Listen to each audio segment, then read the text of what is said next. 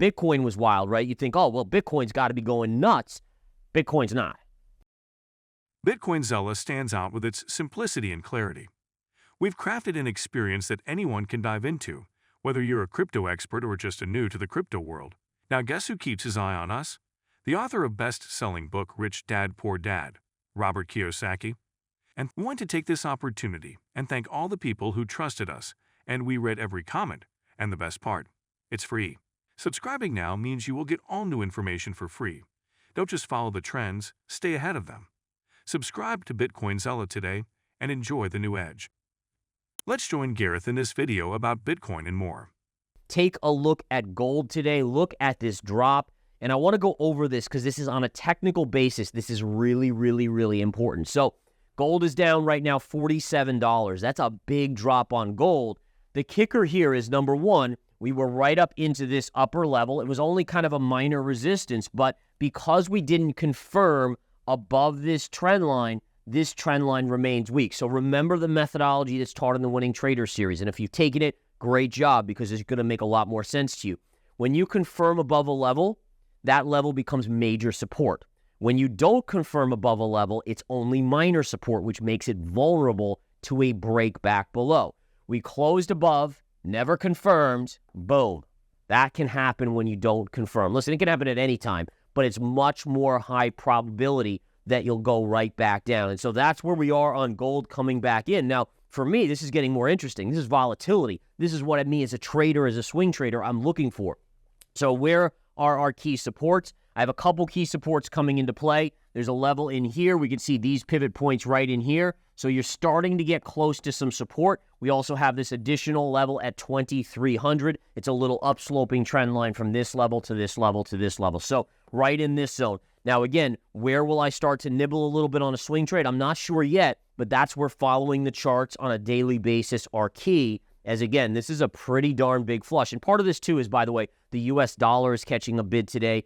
I don't know if that has something to do with the outage with CrowdStrike and what's going on there. It could be, but either way, it's affecting gold. Usually you'd think if there's any security grid type worries, gold would be the recipient of money flow. That's not happening today, which is interesting for sure. All right, so gold right now trading here, but look at silver, guys. Silver is getting pummeled down here on the charts. Now, this is also a very interesting technical level.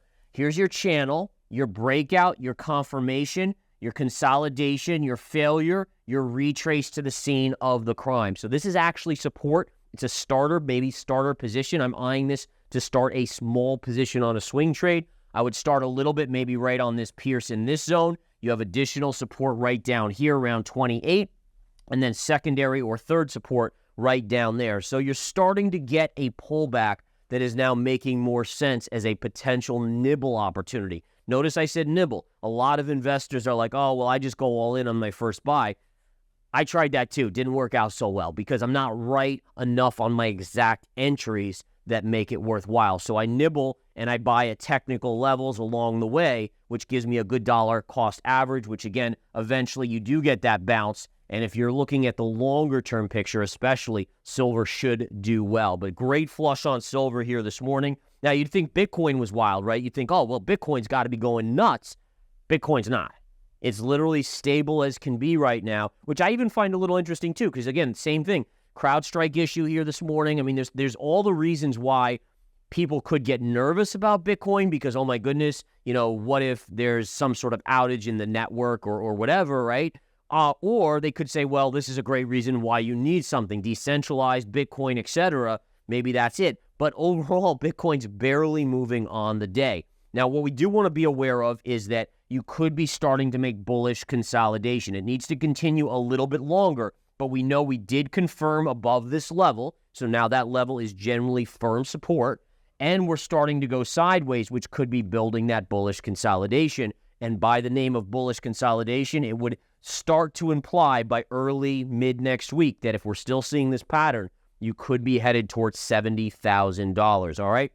What would be failure? To fail this pattern, you would need to close down here and confirm. It has to confirm below because it confirmed above.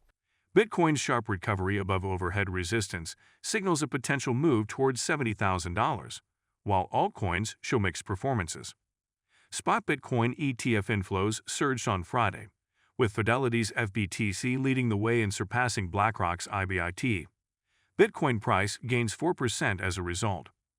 Fidelity's Spot Bitcoin ETF, FBTC, saw a significant inflow of $141 million, surpassing BlackRock's IBIT, which had $116 million. FBTC is nearing a major milestone with its assets under management (IUM) approaching $10 billion, currently standing at $9.962 billion.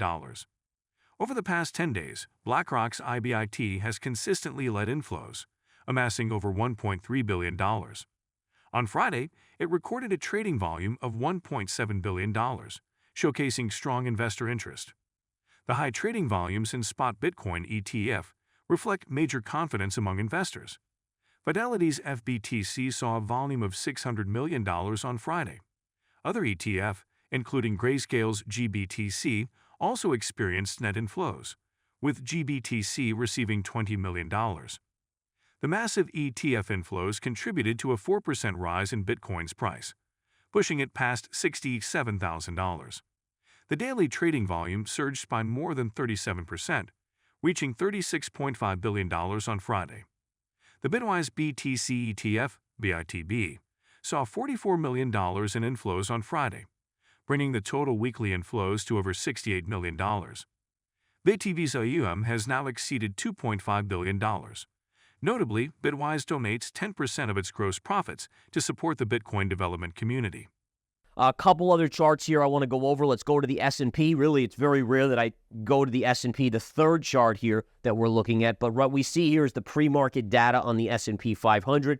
We closed right here, and we're trading right here. So we're fractionally, and I say fractionally positive on the morning session here, with a market that has now sold off 2 days in a row. And again, it's not just 2 days in a row, it's 2 significant days. Mainly the first day was the most. The NASDAQ down 3%. Yesterday, NASDAQ was down an additional 1%. But the question is are we at a point where we're starting to see a major breakdown? Well, let's go to the daily chart and take a look at the S&P 500.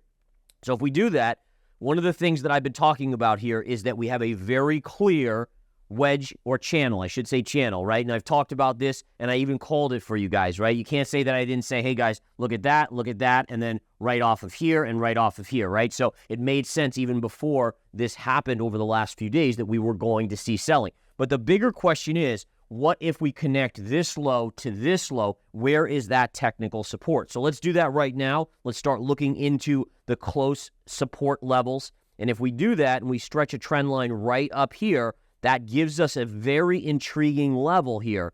Now, what's fascinating about this, and I want to show you this. So instead of drawing a trend line, what if we take the parallel and we just dip it down, right? So this is a parallel, perfectly parallel, and I'm a big fan of these, as you guys know. So we're going to take this top line and just swing it down below. You can watch on the screen as this happens, right? Down it goes. All of a sudden, we get a potential level of where the support will be, and I'm just extending it out.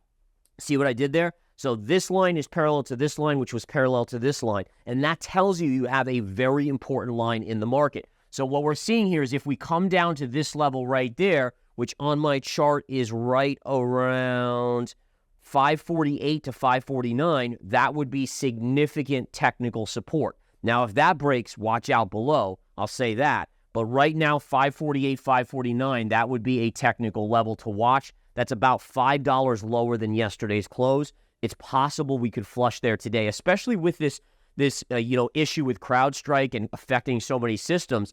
You do wonder if there's investors that are already nervous about the tech sell-off the last few days. Are they going to be willing to buy on a Friday afternoon, or do we flush to the downside? In addition, today's options expiration, which again, whipsaw options week is normal. These type of crazy moves are very normal during Options X, as the institutions love to whip out the small investors that are trying to buy the option call contracts. Bitcoin surges to $67,300, prompting a bullish response from MicroStrategy's Michael Saylor, who highlights Bitcoin's impressive growth compared to other assets. Bitcoin experienced a significant 6% increase, reaching $67,300. This sudden price jump has reignited bullish sentiments within the cryptocurrency community. Michael Saylor, co-founder of MicroStrategy and a leading Bitcoin supporter, shared a chart on X, formerly Twitter, showcasing Bitcoin's 460% growth over the past 4 years. He compared this to the S&P 500's 64%, Nasdaq's 62%, gold's 21%, and silver's 8% gains, while bonds fell by 19%. Saylor tweeted, "If you're not winning, you're losing." Thanks to its regular Bitcoin accumulations, MicroStrategy currently holds 226,331 BTC valued at $7.538 billion. The company's stock has surged by 1,203% over the past 4 years, outperforming Nvidia, Tesla, Apple, Google, Microsoft, and Meta. As of now, MSTR shares are trading at $1,768. Bitcoin's recent price spike coincides with a global IT system outage affecting Microsoft and CrowdStrike. Despite the market turbulence, Bitcoin's resilience and strong performance continue to attract investor interest. If you've been with us so far, a big thank you. Don't forget to subscribe for free to BitcoinZella for your daily news. The link is waiting below. That's all for today's crypto news. Stick around for more updates, insights, and analysis on cryptocurrencies. Share your thoughts in the comments, like this video, and subscribe for more exciting content.